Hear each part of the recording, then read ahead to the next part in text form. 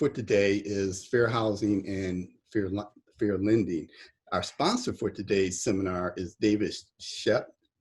And I probably mispronounced your last name, David, so I apologize, with Truist Bank. And David, do you want to have a few words to say? Yeah, hi, everyone. Yeah, thank you very much for putting on this very important session. I mean, Truist Financial, Truist Bank is the combination of BB&T and SunTrust, and we will be actually in the process of integrating, so you won't see the banks changing until sometime in early 2022.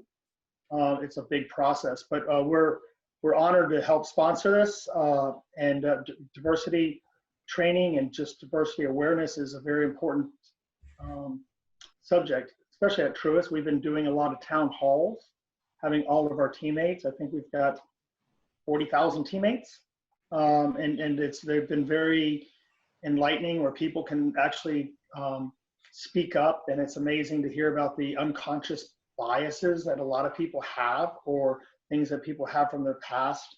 And you know, just bringing it to awareness is one important part. And so Truist is very,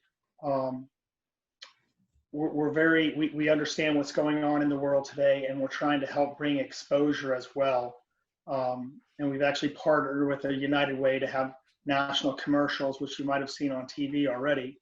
And we're just honored to be here. We're partners with the association. We're very big in the Triangle. We're going to be one of the top lenders in the Triangle area. And this is just an honor to be a part of this, and to partner with the Raleigh Regional Association of Realtors. Thank you very much. All right, thank you, David. Thank you for joining, and thank you for being one of our sponsors. Thank you. Today we have two great, fantastic speakers from North Carolina Justice Center. We have Mr. Jack Holtzman, who came to the Justice Center litigation unit as a senior attorney in 2001. And since his arrival, Jack has litigated various important cases on behalf of workers, public housing tenants, persons with disabilities, public school students, immigrants, affordable housing developers, and many others. Mr. Holtzman has also served as a trainer and public speaker on fair housing issues, as well as immigrant access to public benefits and higher education. So I want to welcome Jack to our panel for today. Jack is also, just want to mention, is also co-project director of the Fair Housing Project of Legal Aid of North Carolina. And Al Ripley, Mr. Ripley is the other panelist, and he joined the Justice Center staff in March of 2003 as a consumer housing policy specialist and director of the Consumer Action Network. Prior to coming to the Justice Center, Al worked with the Self-Help Credit Union and the Center for Responsible Lending. As an attorney in the private practice, as well as a high school teacher. In his present role, Ripley helps spearhead the Justice Center's consumer and housing policy advocacy in the state legislature and before state administrative agencies.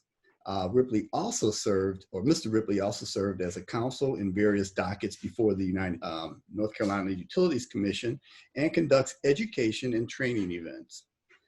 Al has a Bachelor of Arts degree in political science and a JD from UNC Chapel Hill, and a Master's of Education degree from NC State. Again, welcome, Al. Good morning.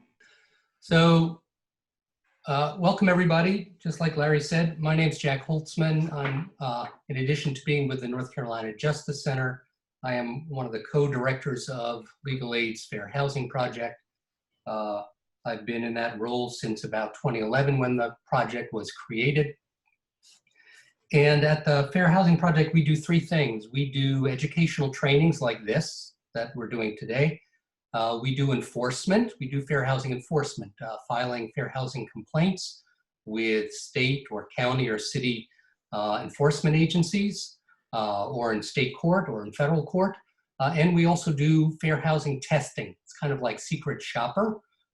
We will send out to testers separately of different ethnicities or genders or race and see if there is a discriminatory difference in the application process, whether it is for a rental unit, whether it is for a loan from a bank, whether it is anything to do with the residential rental market. So those are the three things we do. But before I go into this PowerPoint, I just want to let folks know what we're going to be doing today, what this presentation is going to be. I'm going to be going through a little bit about the history of discrimination, why fair housing is needed, how we got to this point. I'm going to be talking about what groups of people are protected under the Fair Housing Act, what types of dwellings are included or excluded from the protections of the Fair Housing Act, what conduct is actually prohibited, and what happens when somebody violates the Fair Housing Act, what sort of remedies are available to individuals who have been victims of discrimination. Including this, even though I'm going to be talking about the Fair Housing Act, I'm going to include a few slides about the National Realtor Association Standards of Practice and Code of Ethics. I don't know whether this will count towards your certification for the time that you need to get those, but I guess it doesn't hurt to have a refresher on the Code of Ethics and Standards of Practice in any event. In terms of questions, as I go through these slides, if anybody has a question, please put it in the chat. You don't need to wait till the end of this presentation to ask. I do want to say that I am giving educational training. I am not giving legal advice. I am not anybody's attorney, and therefore I am not here to tell you specifically whether any particular action or inaction on your part is a violation of the Fair Housing Act. I'm going to talk about what the Fair Housing Act prohibits, what it requires, and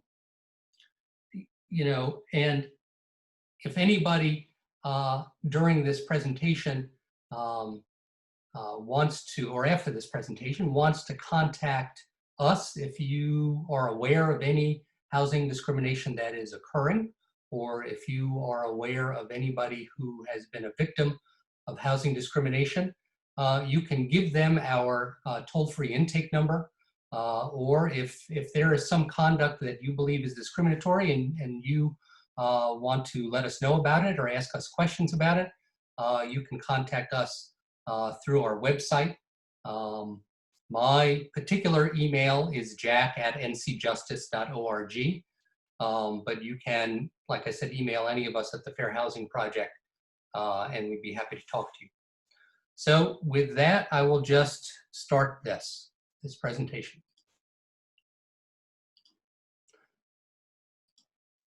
So how did we get to this point today in North Carolina and in the country generally? We have had a terrible history of housing discrimination against various groups, not because of what they have done, but because of what group they are in.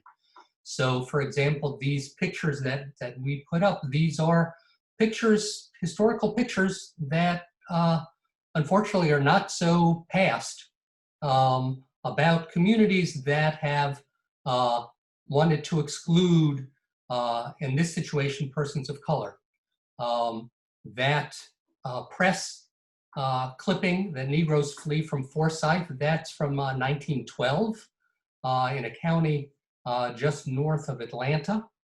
And unfortunately, the photograph underneath it is from a 1987 demonstration when African Americans were seeking to come back into the county. All of them, thousands had been forcibly excluded from the county. And back in 1987, when some individuals tried to buy or rent in that county, this demonstration ensued.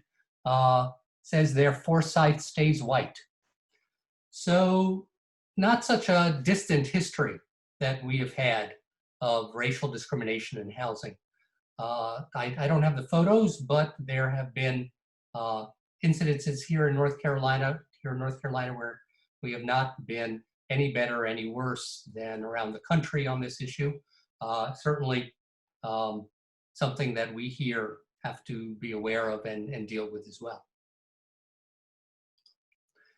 And so in addition to community intimidation, we've had restrictive covenants. And this is a covenant from a deed, Greater Raleigh Land Company.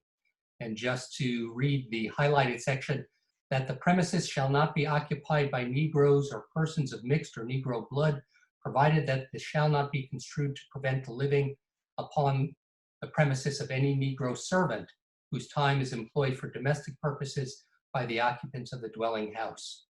So in addition to individual and group activities of intimidation or exclusion, in the actual legal process of renting or selling homes, these restricted covenants, racist covenants, were very common. Here's another one. It says, no person or persons of Asiatic, African, or Negro blood, lineage, or extraction shall be permitted to occupy a portion of said property or any building thereon, except domestic servant or servants may be actually and in good faith employed by white occupants of said premises. These, I think it was by a Supreme Court case in the 40s or 50s, restricted covenants, I think the 50s, were finally made illegal. But you know, this is something that was fairly common. In addition, professional policies, such as the National Association of Real Estate Boards Code of Ethics, required segregation or exclusion.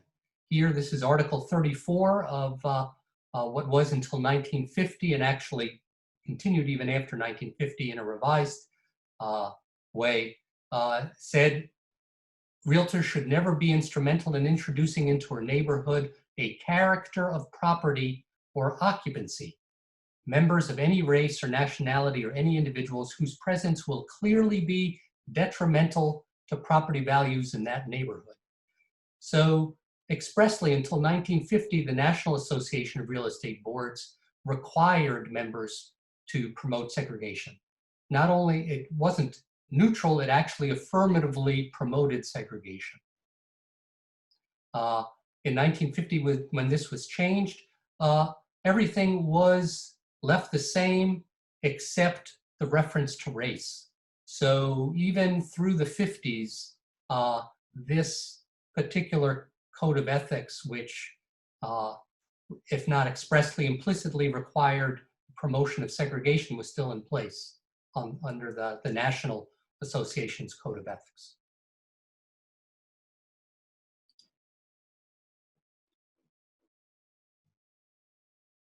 So before we get into the Fair Housing Act itself, let me just go through a little bit about Code of Ethics and Standard of Practice currently. Okay, so this is very current. This is effective as of January 2020. And I included the website there if folks want to peruse that some morning while they're drinking their coffee. So Standard of Practice 311, realtors may not refuse to cooperate on the basis of a broker's race, color, religion, sex, handicap, familial status, national origin, sexual orientation, or gender identity. That is a new revised section that was adopted just this year.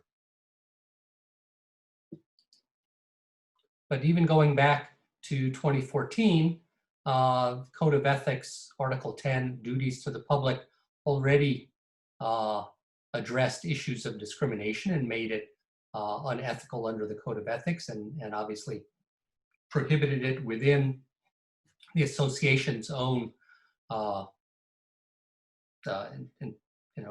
regulatory means. So it says realtors shall not deny equal professional services to any person for reasons of race, color, religion, sex, handicap, familial status, national origin, sexual orientation, or gender identity, shall not be parties to any plan or agreement to discriminate against a person or persons on the basis of those protected categories. Right? So even in addition to the law, which is obviously not an option, the law is the law, the National Realtors Association's own Code of Ethics requires these practices or prohibits these practices, right? So realtors in their real estate employment practices shall not discriminate against any person or persons on the basis of race, color, religion, sex, handicap, familial status, national origin, sexual orientation, or gender identity. And then standard of practice 10.1, when involved in the sale or lease of a residence, realtors shall not volunteer information regarding the racial, religious, or ethnic composition of any neighborhood, nor shall they engage in any activity which may result in panic selling. However, realtors may provide other demographic information. So let me just stop here for a second and let me just ask, give you a scenario. So if a couple comes to a realtor and is seeking to buy a house, and they themselves ask, is this, what do the people look like in this neighborhood? Is this a diverse neighborhood? Right? What would you do?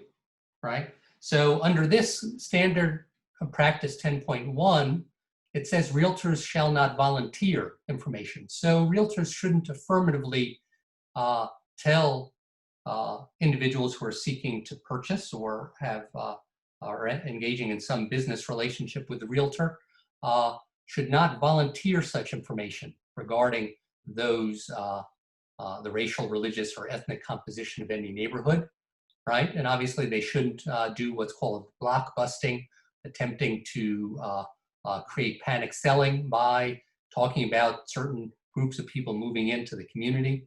But what do you do when somebody affirmatively asks, what sort of people live in this neighborhood? Is it a diverse neighborhood? Well, under this standard of practice, clearly this talks about affirmatively volunteering information and not responding to a potential buyer's request for information. But as I'll go into a little more when we talk about the law, generally the response should be they're good people here in this community. Upon request, it's fine to give, let's say, whatever the AMI is for the community or other demographic data about families, about education levels, things like that. I would, even upon request, I think it's fine to say this is a diverse neighborhood. I would probably stay clear of getting into specifics if somebody were to ask. If I am seeking to buy from you or have you as a realtor and I ask, is there a church or a synagogue or mosque in this community? You can certainly say yes or no if you know. But again, just a note of caution, even if somebody is asking for it, so you are not volunteering it and merely responding, I'd say the better course of practice would be to stay clear of providing or discussing the racial, religious, or ethnic composition or other protected groups composition within the neighborhood. Jack, this is Al. Can you hear me okay? Yeah, I can. Just want to very quickly interrupt you. Got a couple questions in the chat box. Number one, you're comfortable making your slides available to all participants after today, isn't that right? I mean, folks don't need to be Certainly. writing down everything Correct. that you're saying, because we'll make the presentation available to everyone. That is We do have a question from Mr. Terry. He asked, Jack, regarding discriminatory restrictive covenants, it has been reported in the news that there are many of these covenants still in existence in North Carolina. What is the process for reporting and rectifying discriminatory restrictive covenants, if any? So good question. As of that Supreme Court decision, and maybe it was the Kramer decision, all such restrictive covenants are what lawyers call null and void. They have no legal effect whatsoever and cannot be used in any way. Certainly if somebody attempted to enforce it, that would be a fair housing violation in and of itself. But those restrictive covenants, and like you said, you know, many of them still exist and were never removed from the original deed. They are of no effect and could not be the basis upon any conduct from a seller or realtor. So sure, if somebody wanted to go through the process of removing it from the deed, I guess they could do that. I would suggest, frankly, it's not worth the energy and the trouble, as terrible and disgusting as a discriminatory covenant might be. Again, it has no legal effect. There's no need to report it to anybody because it can't anymore by the law of the land, that's our US Supreme Court, it can't have any effect and can't be used as the basis for restriction. You can't have somebody say, hey, you know, you're a nice guy, I'd really love to sell this to you, but this restrictive covenant is here, it's preventing me from selling this home to X or Y group of people. That would be a lie, or at the very least, a misunderstanding on the part of the seller. All such restrictive covenants are void and of no effect. Okay. And Jack, we had one other question about the work of your project and the testing that it does, and whether people or businesses hire your project to do testing. And my understanding, and you could add to this, is that it's not that you're hired as such to do testing, it's that you actually go out as part of your work and do testing. But maybe you could just briefly comment on that now, or if you're going to be talking about that later in your presentation, you could save that for later if you'd like to. Sure. Well, I'm not going to be talking about testing later, so let me address it now. So we are not hired by individuals to do testing. We, as part of our federal grant, conduct testing based upon many different factors. Some of it is literally just kind of blind testing. We will look in the community and look online and see which communities may be diverse or not, or if it is design and construction accessibility testing, which buildings have recently been built and are within a year of their certificate of occupancy. And we will then affirmatively go out. Nobody tells us to affirmatively go out and do testing. Now, we don't do testing to confirm discrimination. There may or may not be discrimination anywhere. We do testing to determine if there's any discrimination. And so the tests themselves can be negative or positive or inconclusive. They may show in that particular instance that there's no discrimination or discriminatory difference in whatever the application process is, or in the accessibility of the building features themselves.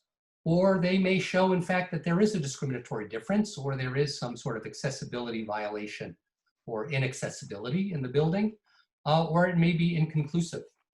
And so in that regard, like I said, we're not hired by anybody. Now, in addition, let me just say that we have been contracted by cities to do testing within their municipalities.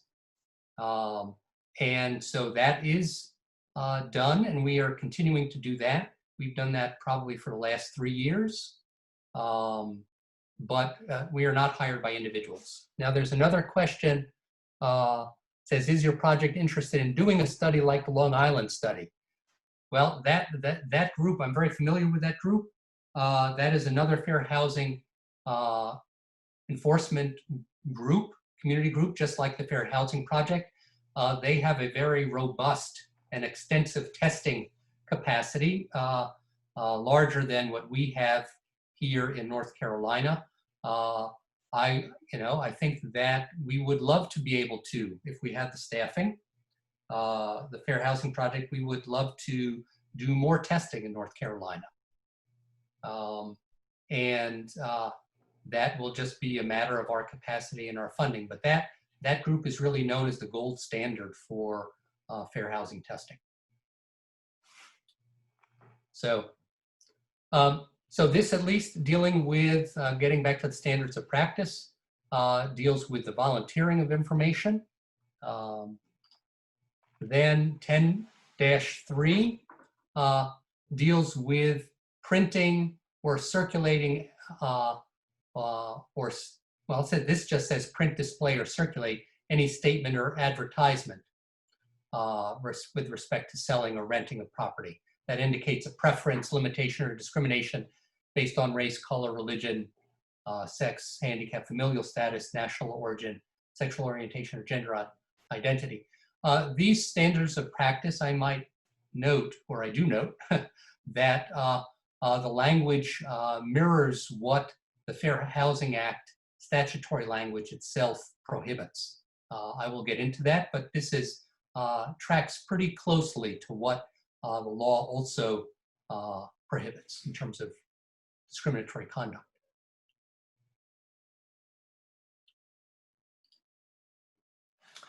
So dealing with laws now, there are a lot of laws that we have, federal laws that deal with housing discrimination. Some of you may be familiar with some of them. In addition to the Fair Housing Act, there's the Civil Rights Act of 1866, deals with contracts and entry into contracts and not discriminating into terms or conditions or who may enter into a contract.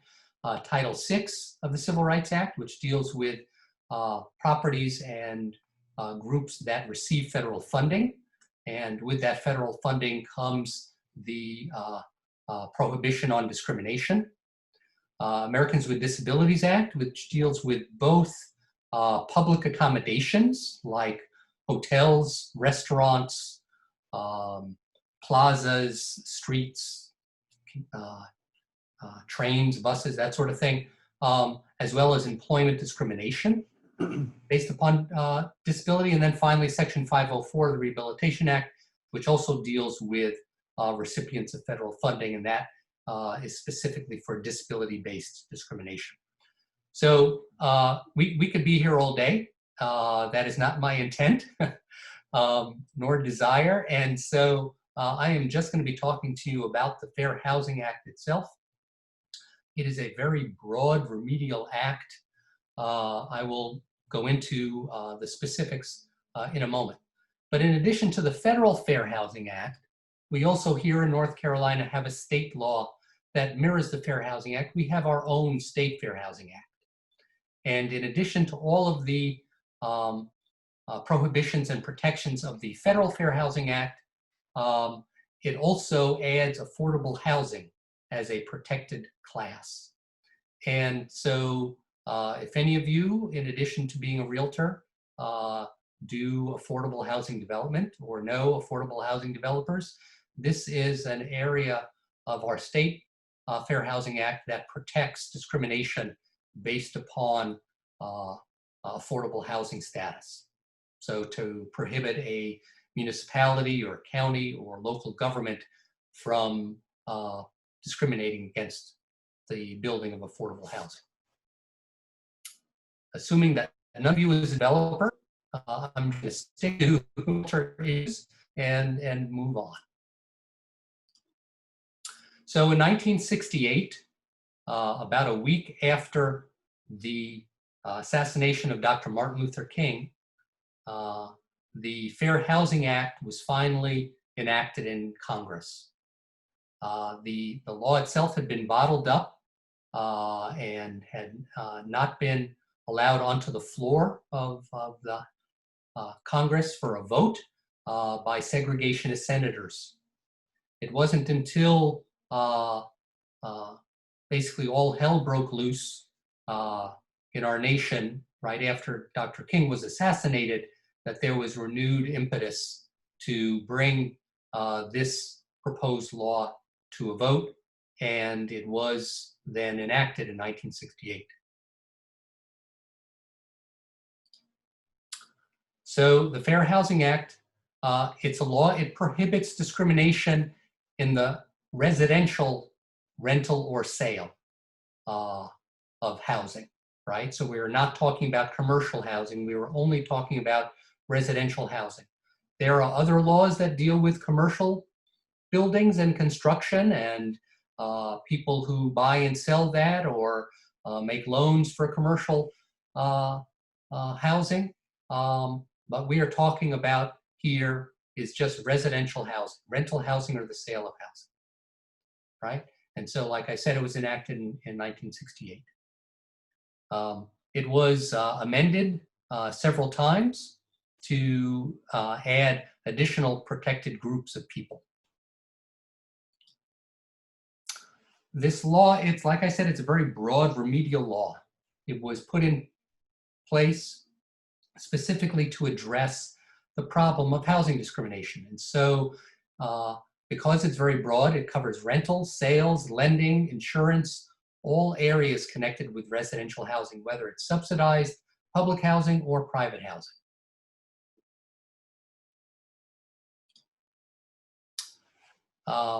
And so what we're going to talk about today, just to reiterate, is what type of property is covered, who's protected under this law, what actions are prohibited, and what are the consequences if somebody violates this law. And for those of you whose Spanish is a little rusty, that poster says, fair housing, it's not an option, it's the law, right? If you see a red light, you can't say, oh, what the hell, and drive through the intersection. The law requires that you stop, right? It's not an option. So same thing for fair housing laws. It's not something that somebody can decide whether or not to follow. It is a law just like any other law that requires certain things and prohibits certain things. And every one of us has to follow that law, or if we violate the law, potentially be subject to lawsuit and damages or some sort of consequences in some way.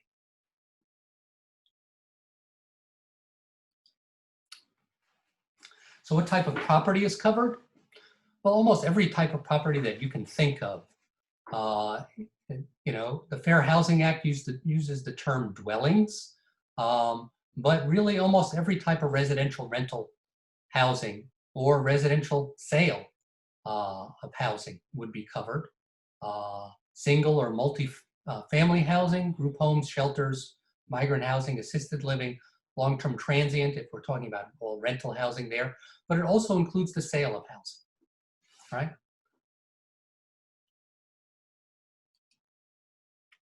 Now, in terms of rental housing, there are some exemptions and exclusions to the Fair Housing Act's protections. If it's, well, actually also for sale. If it's the rental or sale of a single family home without the use of a broker or advertising, then the Fair Housing Act does not cover it. Congress did not want to get so far into the weeds of individual conduct. And therefore, if somebody decides that they want to sell their home or rent a unit in their home, or let's say a bedroom in their home, and they do it without using a broker or advertising, and they don't own any other housing, we're talking about a single family home, then the Fair Housing Act doesn't cover it. But the moment you put a for sale sign in the yard, then you have stepped into the stream of commerce, so to speak, and you are covered by the Fair Housing Act. The moment that somebody hires a broker or real estate agent, takes out an ad, puts up flyers in the community, they become covered by the Fair Housing Act. So in terms of rental units, units in owner-occupied buildings, having no more than 4 families living independently of each other, those are also excluded from the Fair Housing Act's coverage. Religious organizations may limit or give preference to members of their church or synagogue or mosque in a non-commercial way, right? You might have a Baptist church and next to it a Baptist retirement center for the members of that church. That is perfectly legal, and they can limit it to members of that church. They could not discriminate otherwise. They couldn't say we're only going to allow white or black Baptists or male or female Baptists, but they could limit it to the religion of the members of that church, synagogue, or mosque. Private clubs also may provide non-commercial lodging for their members, and that is also fine. But the moment, whether it's a church or a private club, the moment that they start doing it for a commercial purpose, selling memberships, entrance fees, things of that nature, then they would be covered by the requirements and prohibitions of the Fair Housing Act. So who has to comply? Well, just about everybody has to comply with the federal or state Fair Housing Act. Owners, landlords, management companies, maintenance staff, employees, obviously real estate agencies, agents, sellers, banks, lending institutions, insurance companies, homeowners associations, and condo boards. All of those persons and organizations are covered and have to conduct themselves in a manner so as not to violate any of the prohibitions in the Fair Housing Act. So somebody asked regarding FHA exemptions for sale by owner, where a realtor brings the buyer, how does the FHA exemption address this issue? If there's a real estate agent involved in that process, it's covered. That's my understanding. And so if this is a completely private transaction with a individual who owns a home, or let's say who owns a home and an individual wants to buy that home, and the two of them get together somehow, they're friends, they know each other, they're relatives, whatever, that would be excluded. But I don't think that somebody would be able to get out of the requirements of the Fair Housing Act, would be excluded, would have this exemption if only the buyer was represented in the transaction by a real estate agent or a realtor and not the seller. So the transaction itself, I think, would be covered.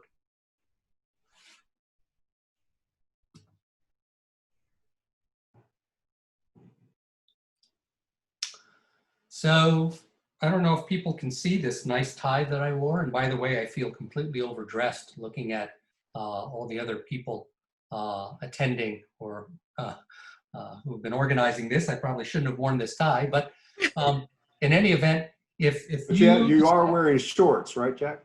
Yes, obviously.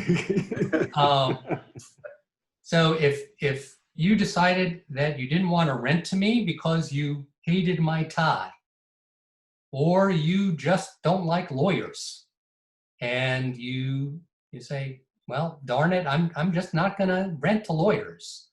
We are not a protected class of people. There is not a history of discrimination against persons with this tie or lawyers in terms of housing, residential housing.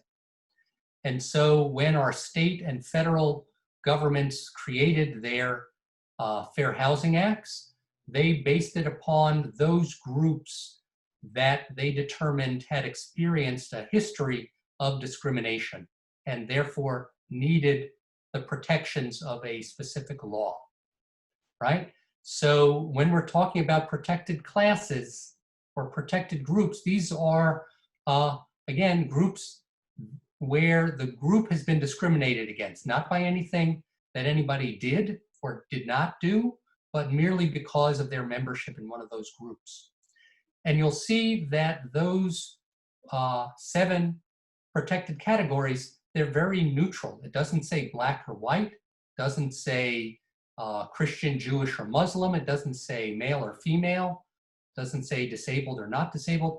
It says race, color, national origin, religion. So discrimination based upon anybody's race, anybody's color, anybody's national origin, any religion, any sex, any familial status is prohibited and a violation of the law, right?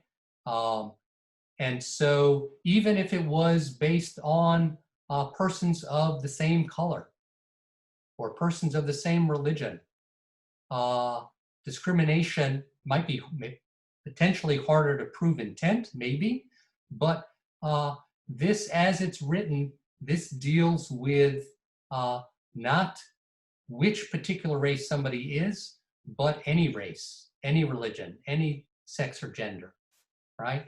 So it's very broad and was meant to be very broad in its category, in its prohibition. Jack, I have a question. Yes. So when you're dealing with protected classes, how is it determined the difference between someone being discriminated against versus there just being a biased presence? Because, the reality is that when it comes to protected classes, it's not blatant.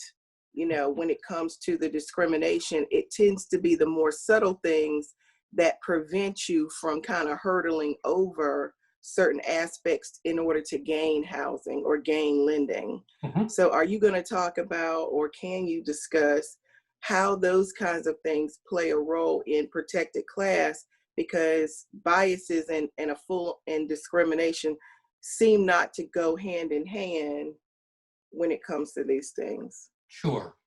So for this slide, and generally for the things that I'm going to be talking about today, I'm talking about intentional discrimination, right? I'm not going to rent to you because you are X, right? You are African American or white, or you're Christian, Jewish, or Muslim, or you're whatever your sex or gender is. That's intentional discrimination. I'm discriminating against you because of your membership in that group.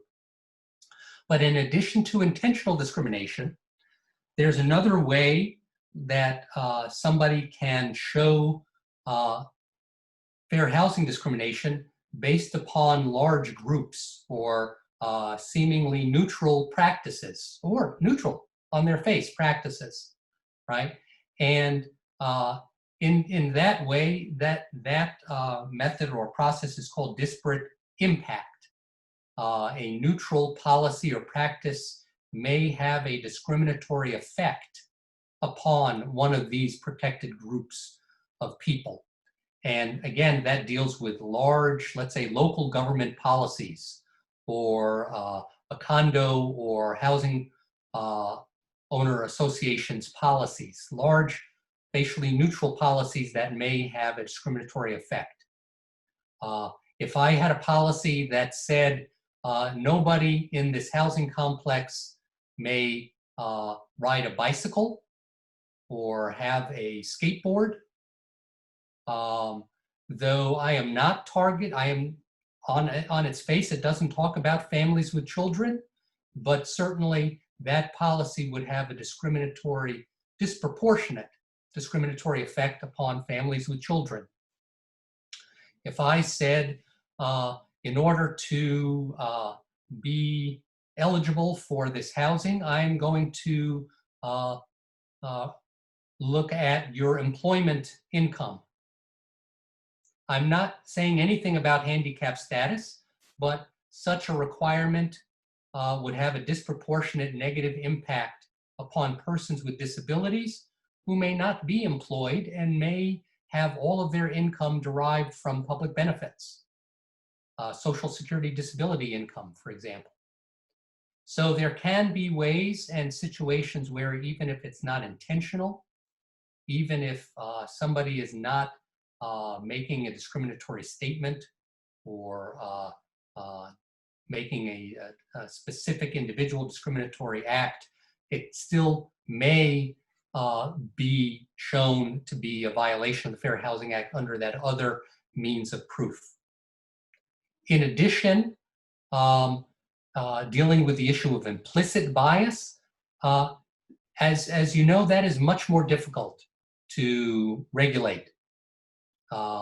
It's, 20, 30 years ago, even 10 years ago, even frankly today, if somebody used a racist term, it'd be easy to know, hey, that person doesn't want me and that person's discriminating against me. And that used to be a situation where people might be much more open with any sort of prejudice that they have. I think in today's world, people understand that that is something that is not allowed, that the law prohibits. And with some exceptions, most people do not wear that on their sleeve.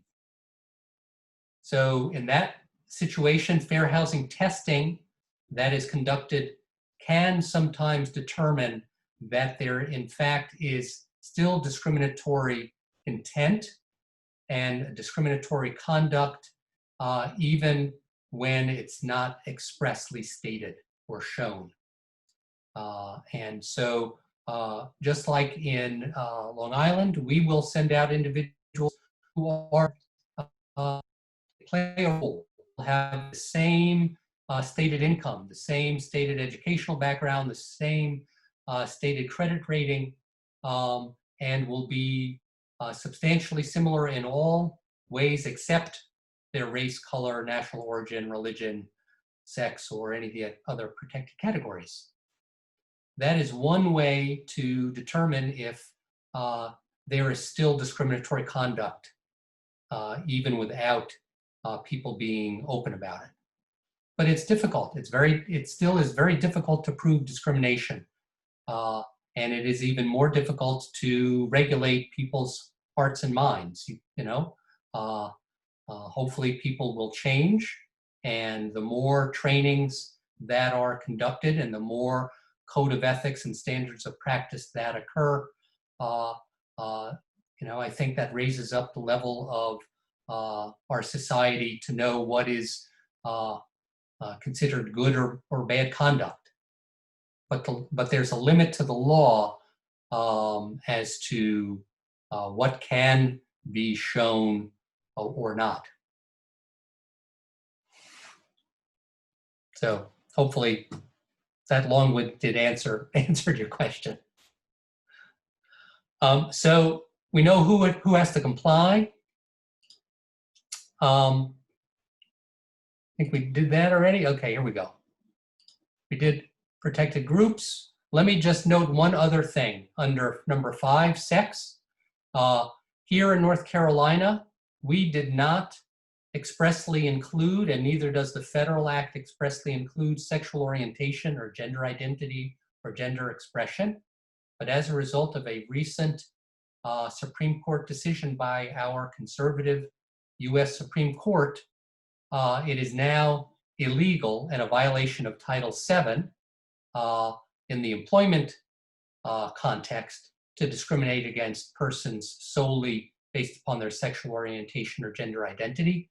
The language in Title VII is identical to the language in the Fair Housing Act, and I expect that in any situation now in housing where somebody was being discriminated against solely because of their sexual orientation or gender identity, that too would now be a violation of the Fair Housing Act, even though our federal and state acts don't expressly include those terms.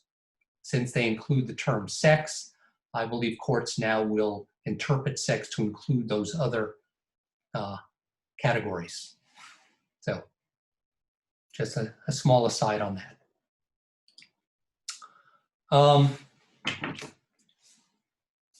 Just write something down. And okay, so what sort of conduct is prohibited, right? So under the Fair Housing Act, refusal to rent or sell housing, after a bona fide offer or refusal to negotiate or otherwise make unavailable because of race, color, religion, national origin, sex, or familial status is illegal. There is a separate additional part of the law that deals specifically with discrimination in the sale or rental regarding folks with disabilities. Just to try and keep this short, I have not included that, but you should assume that the law, you should just know, Fair Housing Act prohibits refusal to sell or rent against a bona fide offer after making a bona fide offer for all of those protected categories. So, and then this one is a difference in terms or conditions or privileges of the sale or rental. So if I charge you more because of your race or gender or national origin, or charge somebody less because of their race or gender or national origin, or I give you something, some sort of benefit, or deny some sort of benefit to somebody else because of one of these protected categories, that would also be a discriminatory term or condition and would be prohibited and would be a violation of the Fair Housing Act. So, for example, question, could a company require proof of funds or a pre-approval letter from all buyers, right? Now, I can't say whether there's some other law that might prohibit that, but certainly under the Fair Housing Act, as long as some requirement or let's say a requirement for proof of funds or pre-approval letter, which would be seen as a benefit, as long as that is done in an objective way, not based upon any of those protected groups that we just discussed, then that, as far as I could tell, would not violate the Fair Housing Act. As long as something is either required of or provided to everybody, regardless of their race or gender or sex or any of the protected categories, I'd say that should probably be fine, certainly at least as to the Fair Housing Act.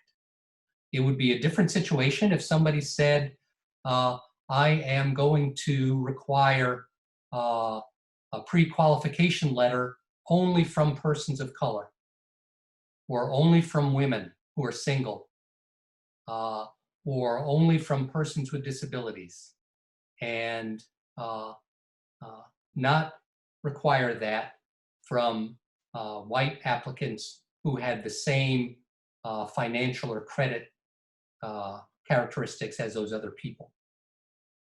So just be careful when you are providing a benefit or having a requirement. I think the byword is just treat everybody equally. Don't do anything based upon one of the protected categories. If there is a non-discriminatory economic reason for something to occur, it might pass muster, it might be fine. A lot would depend upon whether there's any other evidence of discriminatory conduct or intent, such as whether this is a pretext for discrimination or not. But it may not be a pretext, it may just be simply, this is the market, this is capitalism. And folks can, if it's not done in a way that violates some other consumer protection law, can do things that will enhance profit, right? That's what businesses are about in the United States. So just be careful, treat everybody equally, and don't discriminate in what you require or provide based upon a protected group. Al, I have a question that someone has given me to ask you. One of the realtors sent me a question explaining, they wanted to know, is this a fair housing violation? They stated that on their contracts, when they're dealing with couples who are same-sex and married, they feel discriminated against. So the client feels discriminated against So they will omit putting the spouse's name on the deed until after they've gotten under contract, and they just work it out with the lawyer later. So they want to know, is that kind of behavior a fair housing violation? Is the behavior of not putting somebody's name on the deed for fear of being discriminated against? On the on the offer. Well, so there's a section on the offer that asks the name on the deed. So they just put the one person's name, right. and then they make the modification with the attorney later. Now, can people, regardless of the sexual orientation issue, if people are allowed under the policy and practice to amend after the fact, whether it's a heterosexual or a homosexual relationship, then, you know, that I don't see that by itself as violating the Fair Housing Act. The Fair Housing Act is for the purpose of prohibiting discrimination, right? That conduct may not be truthful, and there may be a policy or practice, or there may be, in fact, some other non-fair housing related law that could prohibit that generally. But if individuals are allowed to, after they put a name down, amend to add a person, regardless of sexual orientation, and they do that, but in their situation, it's a person of the same sex or gender, then I don't see that as a violation of the Act, the Fair Housing Act, and that would seem to be allowable if it's generally otherwise allowed. Okay. So merely because if it's Adam and Eve, and Adam doesn't put Eve on the document and then amends and is allowed to amend later to put Eve on the document in one situation, but in another situation it's Adam and Steve and doesn't put Steve on the document and amends after the fact to put Steve on the deed. Whatever would be allowed in a heterosexual context should not be considered a violation or a problem in a homosexual context. Okay. So says here, we to get around any of this, I usually put Indeed name on OTP as directed by buyers. Okay. Again, if you want to have a generally applicable practice that prevents individuals, regardless of gender or sex, from adding in somebody after the fact, I don't see that as a fair housing issue, at least on those limited facts, right?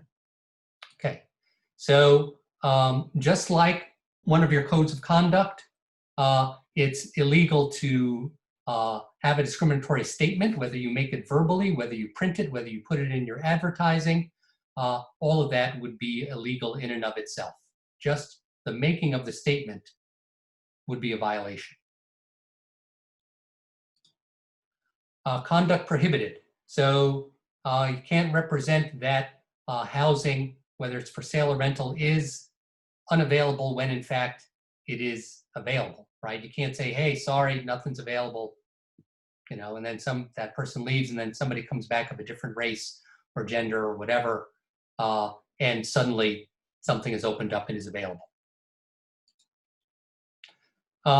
Then discriminatory conduct based upon membership in a protected class in residential real estate transactions, such as purchasing of loans or providing other financial assistance for purchasing, constructing, improving, repairing, or maintaining a dwelling, or such financial assistance secured by residential real estate. All of that is prohibited, and I just want to highlight the last sentence. This includes the selling, brokering, or appraisal of residential real estate. So these are just examples of possible violations of the Fair Housing Act: imposing a higher interest rate because of race, not making loans to a person of color, for homes in a majority white neighborhood if you're doing it because they are a person of color, taking a longer time to process a loan because of that person's race, redlining, or reverse redlining.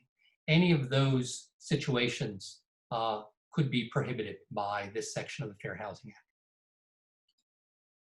Here's some more examples. Refusing to sell, rent, or negotiate housing, changing terms or conditions, or giving different terms or conditions based upon race or sex or one of the other protected categories, advertising any discriminatory preference, representing, I think I mentioned, representing that property is not available when in fact it is, requiring a pre-qualification letter from persons of color or one race, but not, in this situation, let's say persons of color, but not white persons with the same financial or credit status, but it could be any race when you are then favoring another race with the same financial or credit status, altering terms or conditions of a home loan or denying a loan as a means of discrimination, denying membership or participation in a multiple listing service or real estate organization as a means of discrimination. All of those could be violations of the Fair Housing Act. So, it's a question. What about this situation? A mixed race family drives up to view a possible home they want to buy. The neighbor whispers to the real estate agent, you know, I'd rather not have that kind as neighbors. Can the real estate agent agree to not sell the home? No, obviously not. Merely because the real estate agent is acquiescing to somebody else's prejudice does not get the real estate agent off the hook. That real estate agent certainly, his or her conduct is covered by the act, and they too would be violating the Fair Housing Act, in addition to that neighbor's actions in attempting to make otherwise available that housing and interfere with somebody's seeking housing.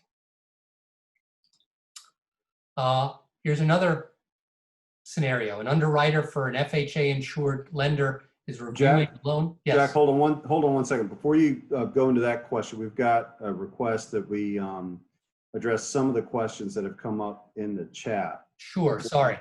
Before moving on to the next one. It's okay. And maybe Ms. Edwards, if you could give us a background to the question regarding redlining, because I'm looking at that one and I'm having a hard time construing it as a question. But what are the key indications that redlining is happening? Maybe Ms. Edwards, you could comment on that a little bit more.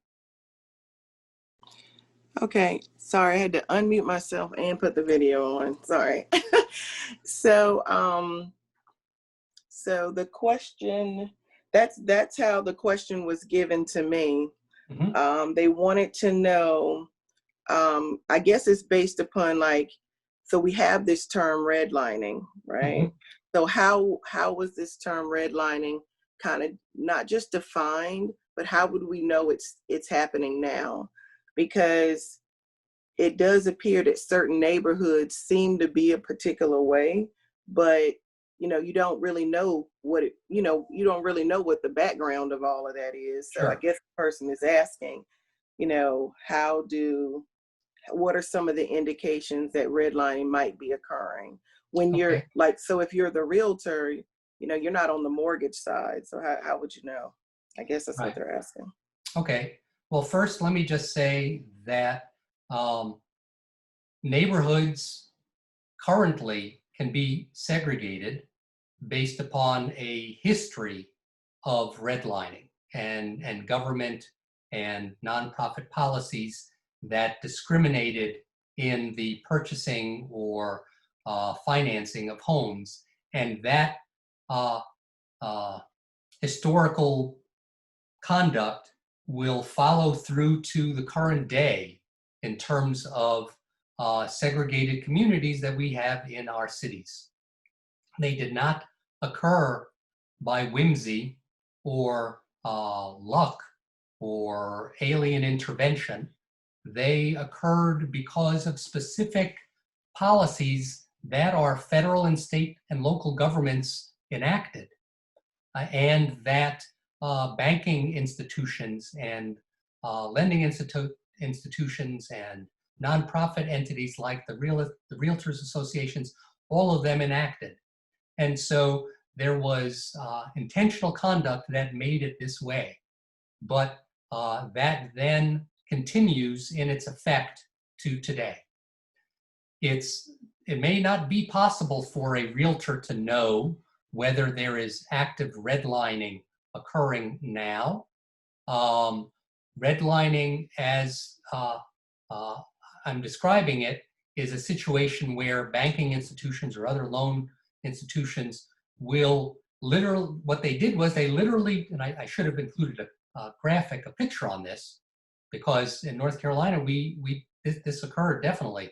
They literally drew a red line around predominantly communities of color or immigrants and said this area is a greater loan risk, and these are undesirables. And so less loan activity would be, would occur. Improvements would not occur in those communities because they were starved from financing, either from purchase or upgrading or adding of services. But there can be reverse redlining where people, says here, let's see, this area is, right, so that could be like predatory lending, where individuals are persons of color might be sought for bad loans or steered to communities. But in either of these situations, other than testing or doing an analysis like a disparate impact analysis to determine whether this is, as like I said, whether there is some reason for this or not, it may be impossible to determine, certainly on an individual basis, and it may not be possible for a realtor to determine that. This redlining and reverse redlining or predatory lending are really large systemic activities dealing with communities rather than one individual interaction. So, Okay. so it's going to be difficult, but the effects of this still occur, and we know that predatory lending or discrimination in lending can still occur and have its effect upon the communities. But that would be a banking or loan, loan institution issue rather than a realtor institution, Okay. a realtor problem. Larry Terry had a question in the chat as well. Sure. Okay.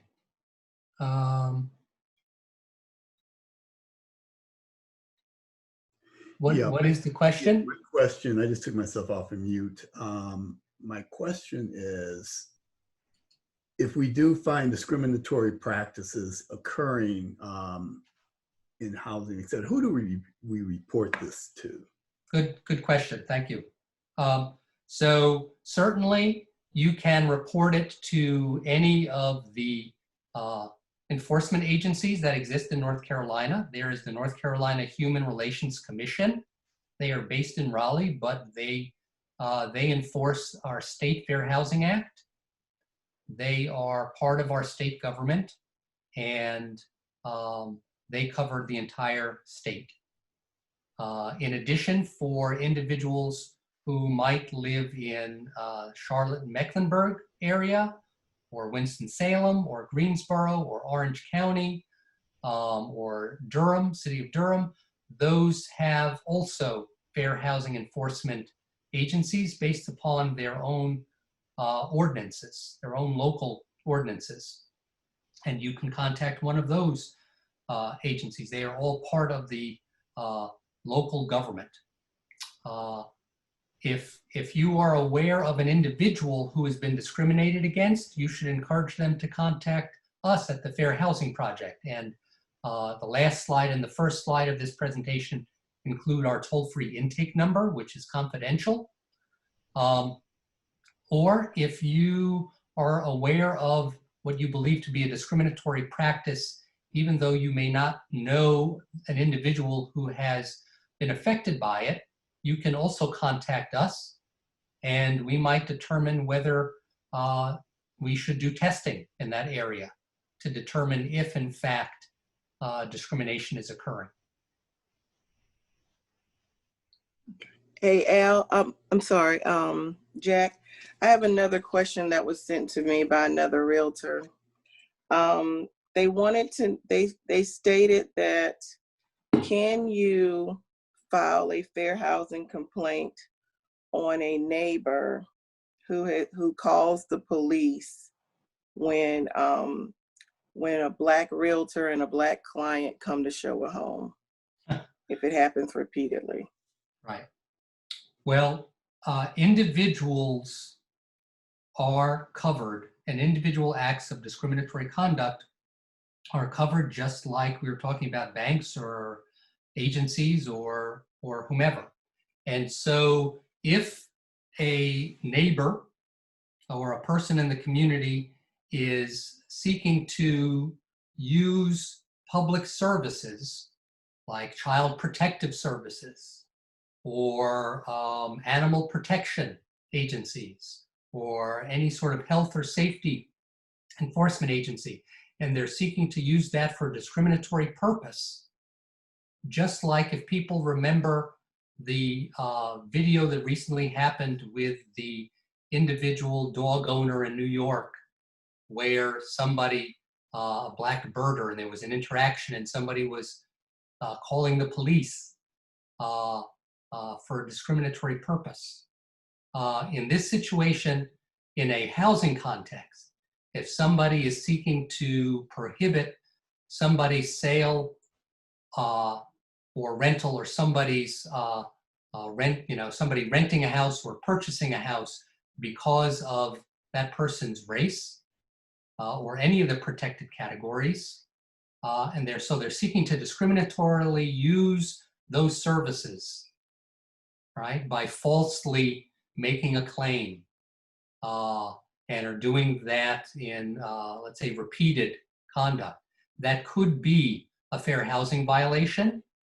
Obviously, one would have to know all of the facts. It would not be discrimination for somebody to contact the police or any health or safety agency of a local government or the state if there was a bona fide reason for them to do that, right? A non-discriminatory reason. If somebody was posing a health or safety threat to people in the community, then calling 911 would not necessarily be discriminatory, regardless of the race of the caller and the race of the person who is they're calling upon.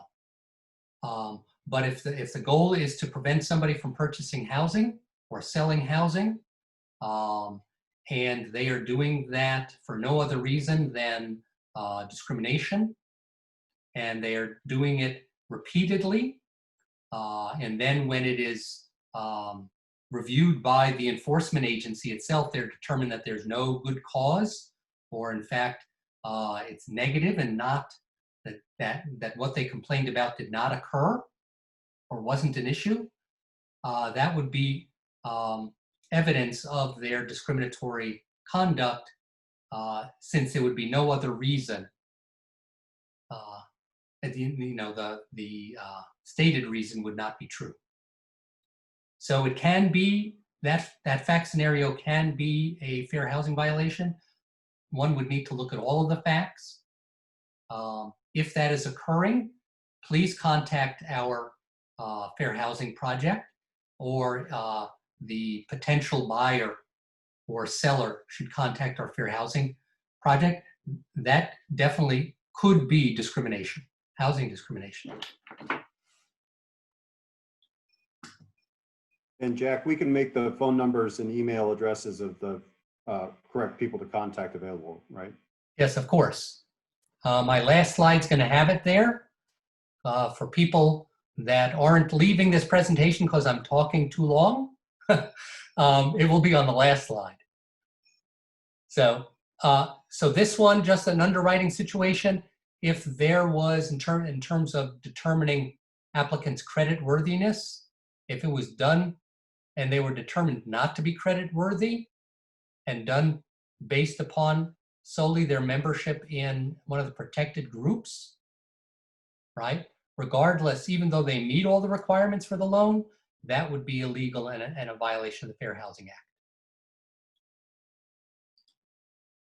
So back in 2016, the Fair Housing Project, we did some testing and we determined that Fidelity Bank, in our testing, we believed that they were treating prospective African-American borrowers less favorably than whites, despite those African-American prospective borrowers having a higher income and other qualifications. So through our fair housing testing, this is what we determined. We filed a fair housing complaint with HUD and alleged those facts that we believe to be true. We then entered into a settlement with Fidelity Bank sometime after that. As part of that, Fidelity Bank agreed to make certain investments in communities, dealing with minority census tracts and dealing with affordable housing. And so that is the goal.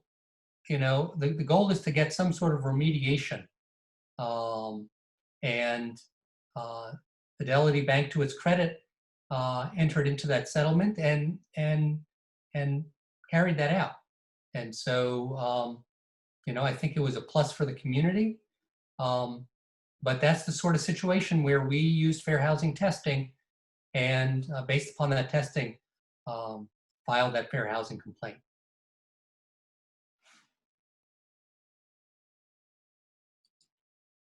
So I'm going to go through. Hey, Jack, I have a quick question. Yes, certainly. Yes. I was just pulling up the latest, the current version of the North Carolina offer to purchase. And regarding the lending, and I've had a lot of discussion with number of my colleagues about this, but this is something that probably came into the offer to purchase contract maybe 2 years ago, where there's a checkbox for down payment assistance program. Yeah. That to me kind of, I understand what they might be trying to do, but it also has the other side of maybe classifying the type of lender that a person that you're working with, and et cetera, that could kind of go down this path of discriminatory practices towards. Right. So let me address that. So certainly there can be neutral practices that on their face have nothing to do with race or gender or any of the protected groupings that can be a pretext, can be just a kind of a way for a seller or realtor or lender to discriminate. But as you would assume, it can be very difficult to prove. And so in such situations, if it is going to be shown to be a pretext, there's going to have to be a lot more information obtained, right? So the mere placement of a question on there, you know, questions that I would have would be, is this something where there's a non-discriminatory business reason for this question as part of the rental or sale transaction process? And then even if it's not, like I said before, if it's not done in an intentionally discriminatory way, there are some requirements, some policies that can have that disproportionate negative impact that would be subject to a disparate impact analysis. But that doesn't mean that discrimination has been proven. Basically, not to get too legalistic, it just starts the analysis.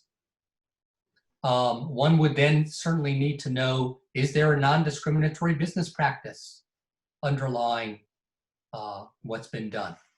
Is there some non-discriminatory way to address this concern or need without the challenge conduct. So putting down payment system on form by itself and with nothing else, I don't know that that would raise a red flag. I would want to know a little bit more context about what is being done. Are people being steered away from down payment assistance, and therefore the transactions are becoming all of one race, where they were more diverse before? Is there a situation where other individuals with down payment assistance are persons of color, for example, or maybe disproportionately use down payment assistance?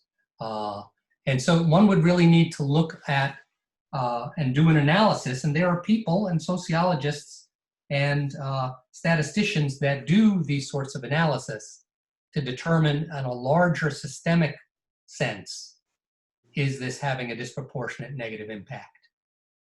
It's possible. So it could be either a pretext for discrimination, or it could potentially run afoul of disparate impact analysis. But one would need more information and more facts. And so I guess the answer would be maybe. Unfortunately, I couldn't give you a yes or no answer. Well, I have a Jack, I have a question about the DPA piece as well. So clearly it is a thing for some realtors, right? So it is truly an issue in our industry, because some people, so there's the buy side, and then of course there's the listing side. So just from the listing side, it a bigger issue may just be the fact that some people may be lumping all DPAs into the same category when they all have very different restrictions, right? Because some of them have no restrictions. It's literally just it's providing us additional money to help the buyer purchase the home, right? And then there's other DPA which will require the seller to perform certain tasks. So what's happening, I don't know if this is what Larry was getting at, is that they're all kind of getting lumped into the same kind of thing. And if, because I don't know the numbers, but if minorities tend to be the ones that are using DPA the most, and then the DPA is getting lumped into the same type of, restrictions that listing agents don't understand, then the offers are not being accepted because, and do you see what I'm saying? It's like it's a snowball effect, that there's a disconnect between what that particular DPA does and it affecting, housing for people of color. So is that what you were trying to get at, Larry? Yeah, I think there's and thanks for the additional context, Monique, because I think people see it as, on one side, a delay in the process. Yeah. But what does the data show as to the, from the seller side, from the listing side, they could see a delay, but does that delay, is there data behind that could infer, a certain type of person or color of a person's skin? Are they the predominant ones that are going after these types of loans, and are they the ones that are being not able to get them because for whatever reason the seller says, I don't want to go down that path? Right. So if it's done for a based upon an incorrect assumption, and this is where testing might come in handy. If in fact there's no underlying economic reason for them to do this, if in fact there's a difference in some of the DPA programs, so that whereas some might require something additional or slow down the process, others may not. And so in order to determine whether it's a pretext for discrimination, the person not wanting to, in fact, sell or be in transactional settings with persons of color, then the testing could potentially show that by eliminating the any economic underlying reasons, right? And it's possible, like I said, that this could be seen as having a disparate negative impact systemically, on broad categories of people. That's certainly possible. I don't want to say no, but without there being an analysis and more research done, it would be difficult. I couldn't say that conduct violates the Fair Housing Act or does not violate the Fair Housing Act. There would need to be more research and potentially testing carried out. Okay, well, that's fair. I guess the underlying point here is that there are many types of loan programs, right? And some, that may not be of that nature. There may be others that are offered with a conventional loan, right? That might cause some, So I mean, the question then is, who do we direct the concerns to? Yeah, well, I would certainly let us know about it. And you certainly could let the Human Relations Commission know about it, though they don't do testing. We do. We're the only entity in North Carolina that does fair housing testing. And we have filed complaints based upon disparate impact that were large systemic issues. And so, one really needs to know, are people being steered to conventional loans that are less advantageous to them for discriminatory reason? Or are they, even if something doesn't run afoul of the Fair Housing Act, if individuals are being steered to some type of loan for an improper purpose, not because it's in their own interest, but because it's in the financial interest of the broker or real estate agent or seller, then that could run afoul of other consumer protection laws. We're not dealing with those. There are many other consumer protection laws. That's an area of Al's expertise that regulate these sorts of transactions, loan transactions. So it's possible, and one would, again, testing might show whether individuals who are eligible for more advantageous types of loans are being steered or improperly encouraged to take out loans that are not to their advantage, but to the financial advantage of the person trying to steer them, whether it's based upon race or some other improper purpose. But again, one would need more facts to make those determinations. Okay. Thank you. So I don't know whether harassment has been an issue at all.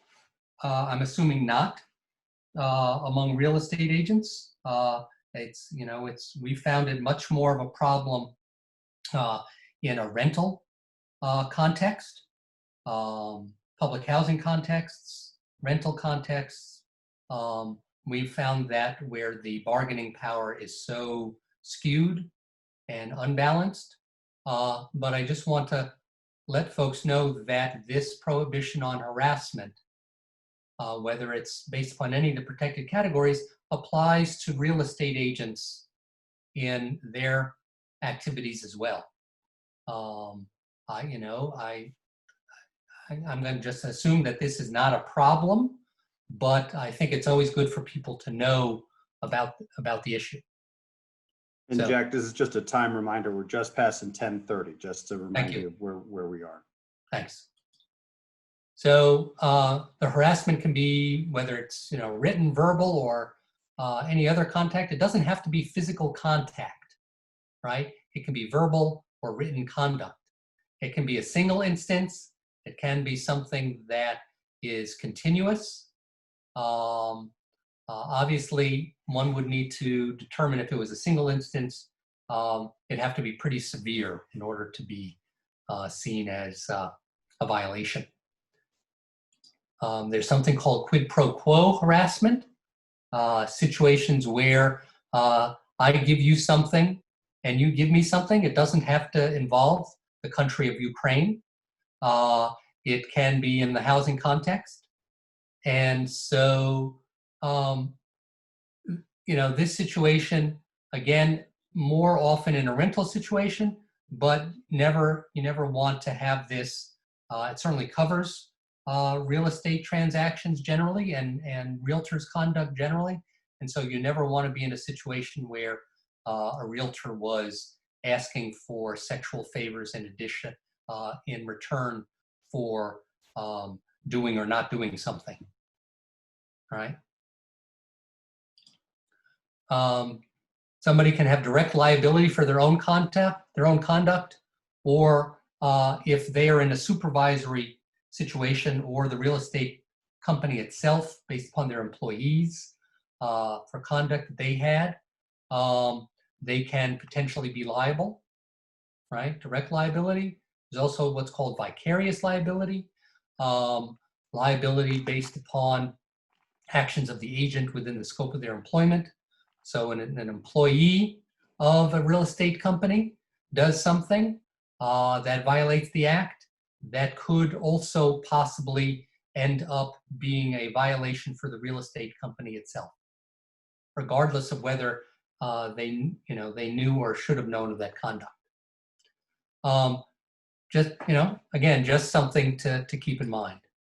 So in terms of best practices for all of you realtors and your companies, it's like you don't want to wait till you see the check engine light or the smoke coming out from the engine before you do something with your car, right? You want to take it in for regular changes of the oil. Same thing here. You want to be looking at your own policies to make sure that they are current. They've been reviewed by an attorney to let you know that they are appropriate and don't violate any laws, and to, ultimately to reduce your risk of liability. That's what this is about, right? You don't want to increase your risk of liability, you want to reduce your risk of liability. And so you want to maintain and update written anti-discrimination policies and practices, make sure they're reviewed and approved by an attorney. You want to ensure that all of your staff are properly trained on those policies, and that you have, in terms of if you have any sort of written policy manuals that talk about prohibited conduct by your employees, you might want to include discriminatory conduct as one of those prohibited employee practices, just to make it crystal clear what is expected of employees, right? And so those are all just, minor things to do, but certainly if you haven't looked at your policies and practices for a while, you want to do that. You want to update them. You want to make sure that they are current and approved by an attorney.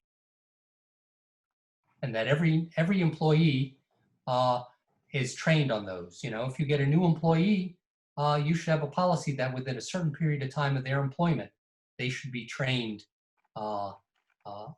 regarding all of your policies, including anti-discrimination policies. If anybody runs afoul of the Fair Housing Act, could end up being lots of money, attorney's fees, civil penalties, could be required changes in the policies themselves. Those are all potential damages or injunctive relief for people who might violate it. So so somebody is asking, what's your take on firms partnering with in-house lenders? Do you see that as a practice as steering clients to certain lenders and to certain loans? Thanks, Jack. And that can be a problem. And of course, all depends on the fact pattern and the dynamics, but let me give you some examples. that we have seen in the marketplace. And these particular cases involve manufactured housing, where manufactured housing dealers are not licensed lenders, but were steering borrowers to lenders that they had relationships with and were getting some kickbacks from.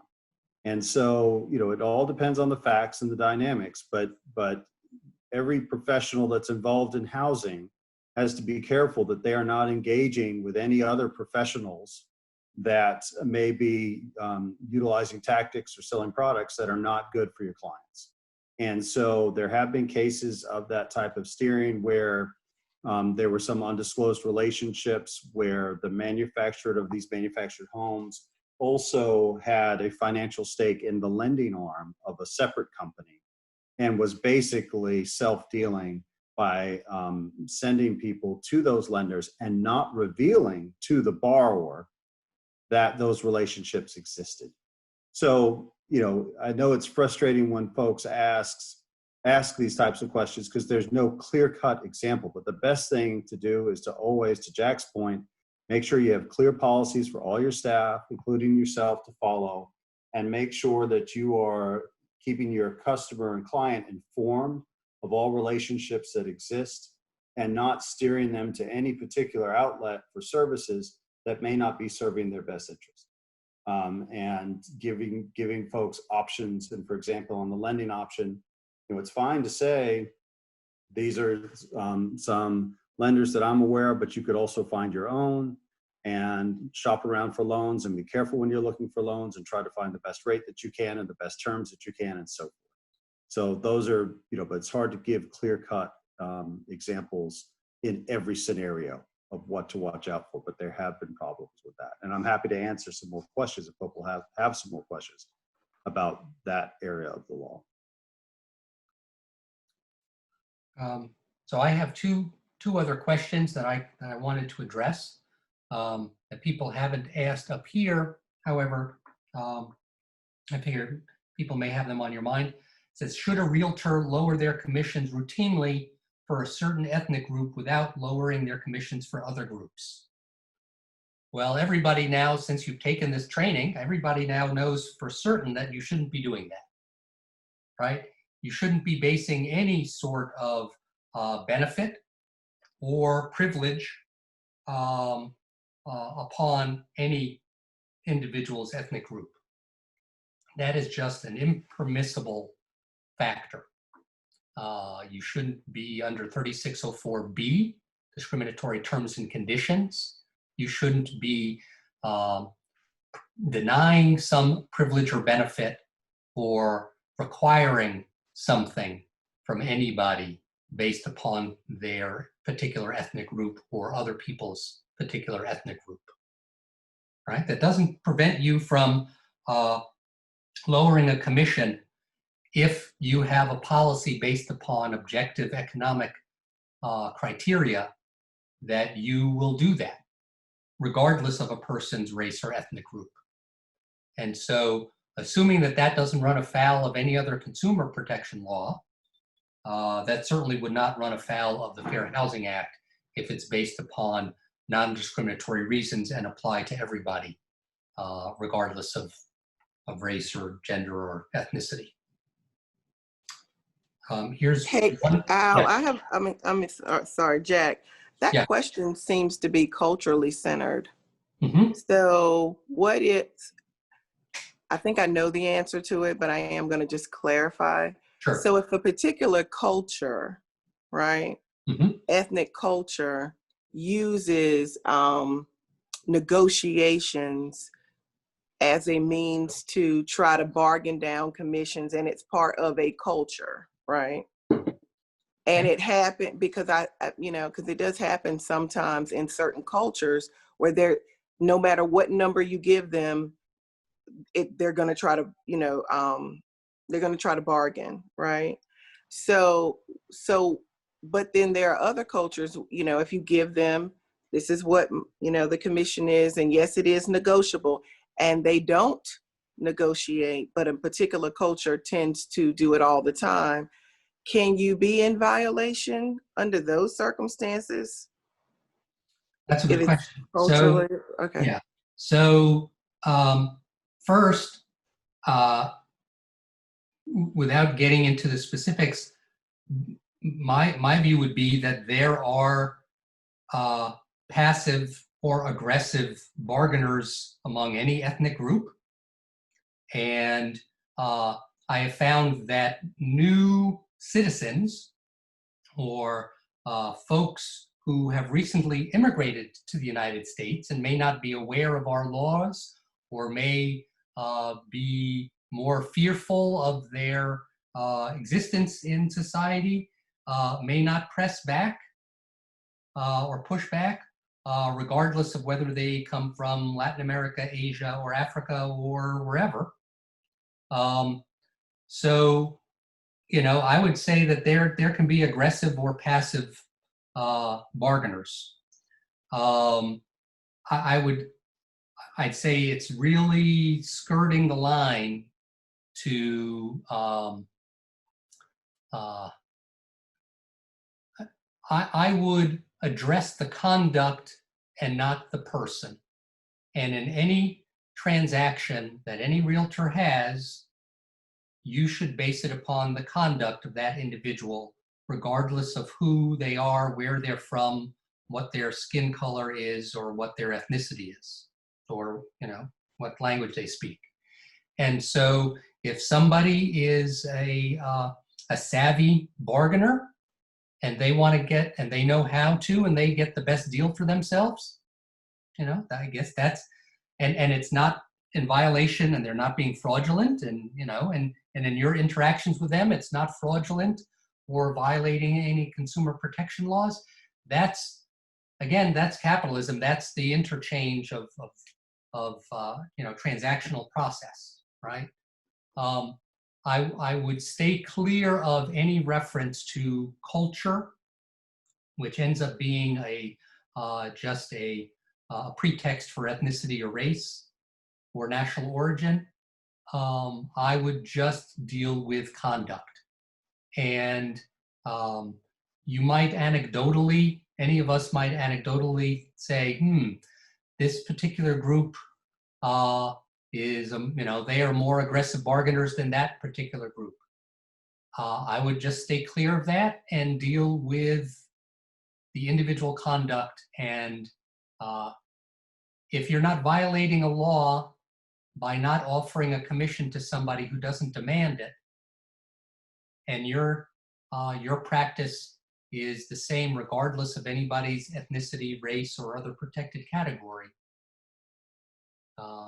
then that's just transactional process in our capitalist America. If you are basing it upon any culture or ethnicity, or giving it to some while not giving it to others, based upon those protected categories, then you run afoul and could be in violation of the Fair Housing Act. Okay, everybody. So don't lower your commissions. I'm just joking.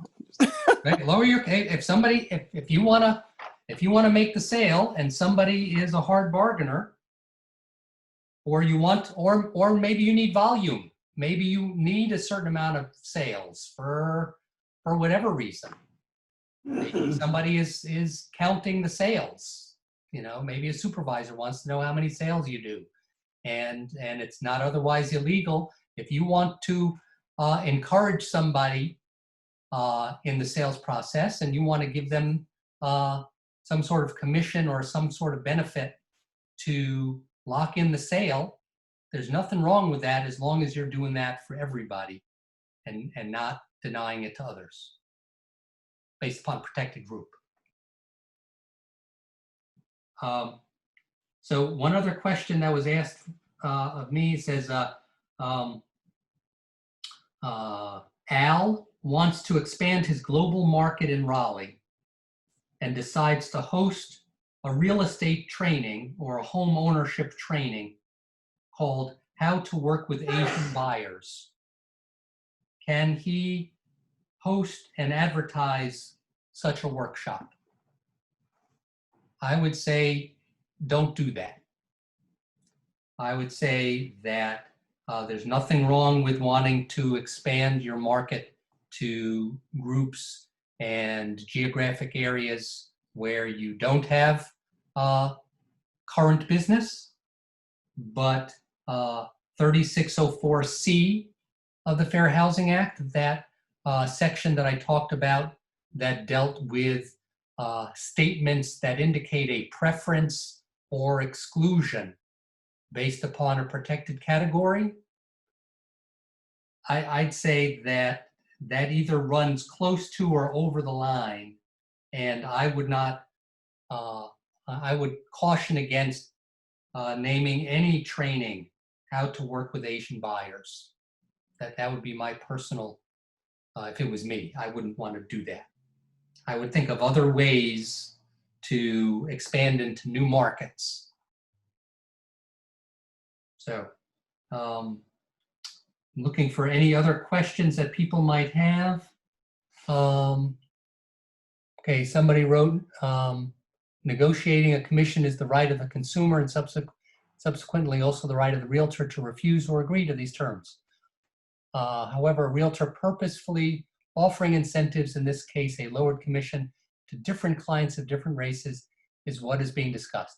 Well, if I mistakenly didn't realize that, certainly that conduct of offering a lowered commission to different clients of different races because of their different races would violate the Fair Housing Act. If you are offering a lowered commission to individuals based upon, and you're doing it for everybody, obviously no problem. If you were doing it based upon socioeconomic status, or credit rating, let's say, or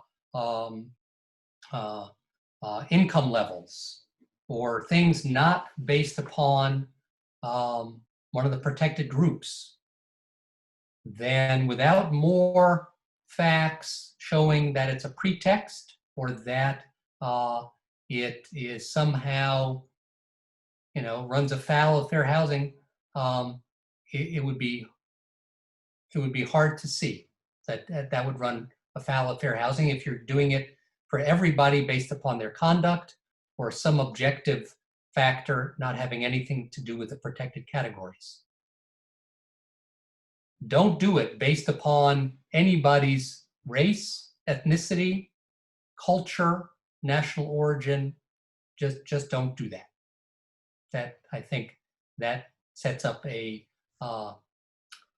unneeded risk of liability on your part. Age, good question. So don't do that in Orange County.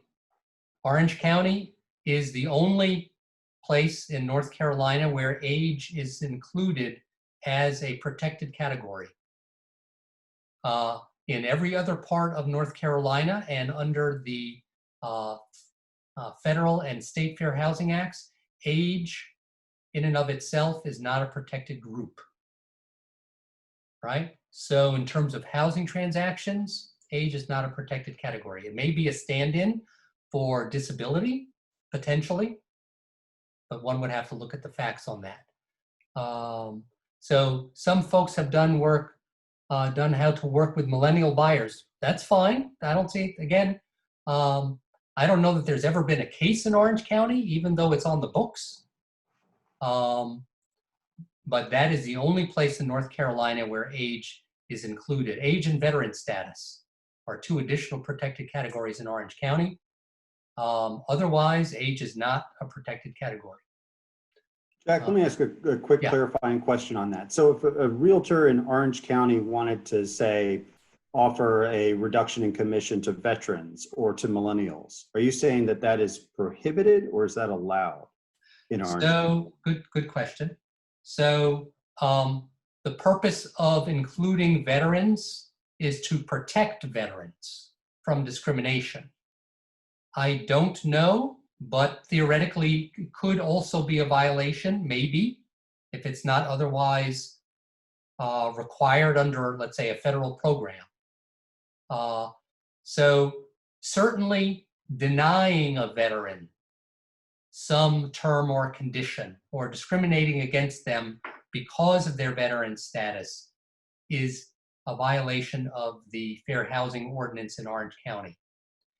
Giving veterans a preference may be required as part of some state or federal program, just like giving a person with a disability a preference can be required in what's called a reasonable accommodation. I haven't gotten into that just because we don't have enough time. But in that situation, the veteran or the person with a disability is given a preference or something more, something extra that the non-veteran or non-disabled buyer or purchaser is being given. In that situation, the law would not only would that not be a violation of the Fair Housing Act, it might be required under the Fair Housing Act or some other federal law. Yeah. Jack, just so you know, it's 7 minutes to 11. I know you've got a hard stop at 11. Do you want to go ahead and do your last two slides? And then if there is a remaining question, we could take it. Thank you. So statute of limitations, dealing with 1 year from the date you can file a complaint with an administrative agency like federal agency HUD or our State Human Relations Commission. 2 years from the date of the last act of discrimination to file a lawsuit. This is for somebody who was a plaintiff or a complainant, somebody who was a victim of discrimination, right? And so those are the periods of time that somebody would have. We have unfortunately had situations where people said, I've been discriminated against, and it looked like very strong facts. They have been discriminated against, but it happened 10 years ago. That's just outside the period of time in which they can file a claim or a lawsuit. So this is our toll-free intake number. Also there, www.fairhousingnc.org. That is our website. Patting myself on the back, that is an excellent website. I encourage you, everybody, if you have any other questions or are looking for other information, certainly check out our website. It has a lot of helpful resources. You know, I think it's a pretty good website. So again, this material, everything I've been talking about is for educational purposes. I am not your attorney. Please don't do anything where you say, oh, Jack Holtzman told me I could do this. Please don't do that. However, if you want to give us a call, we're happy to talk to you. We're happy to go over questions that you may have or forms you may have. And that's it. I'll let you guys out 2 minutes early. And thank you very much. All right. Thank you. Thank you very much. And thank you. And thanks to everyone for joining. Thank you.